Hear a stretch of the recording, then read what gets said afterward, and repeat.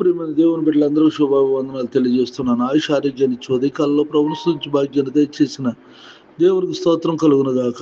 నా మాటలు విని వాటి చొప్పు చేయని ప్రతివాడు ఇసుక మీద తన ఇల్లు కట్టుకొనిన బుద్ధిహీనుని పోలియుండును. మత్తయి సువార్త 7:26. ప్రార్థన. కృపగలిగిన మా తండ్రి, దయగలిగిన ప్రభానికి వందనాలు.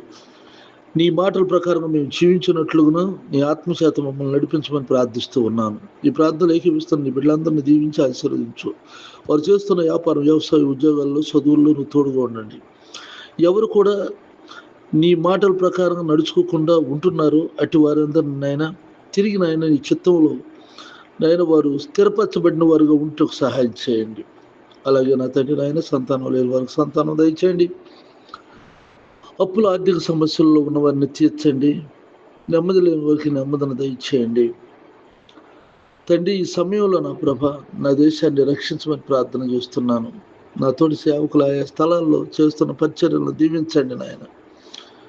తండ్రి, నీ రాకడ కొరకు అందరినీ సిద్ధపరచమని ప్రార్థిస్తున్నాను ప్రభ. దేవ కరికరించము, సహాయం చేయండి. నీ సన్నిధి తోడుగుంచమని, అలాగే వివాహాలు కావాల్సిన బిడ్డలకు వివాహాలు జరుగుటకు సహాయం చేయండి.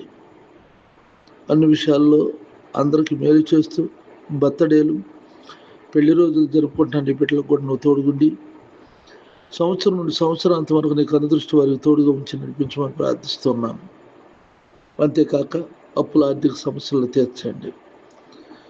యేసు నామములో ప్రార్థిస్తున్నాను తండ్రి, ఆమేన్. తండ్రి దేవుని దయ, ప్రభువైన యేసుక్రీస్తు వారి కృప, పరిశుద్ధాత్మకు సన్నిధి నిత్యం తోడైనగాక. ఆమేన్.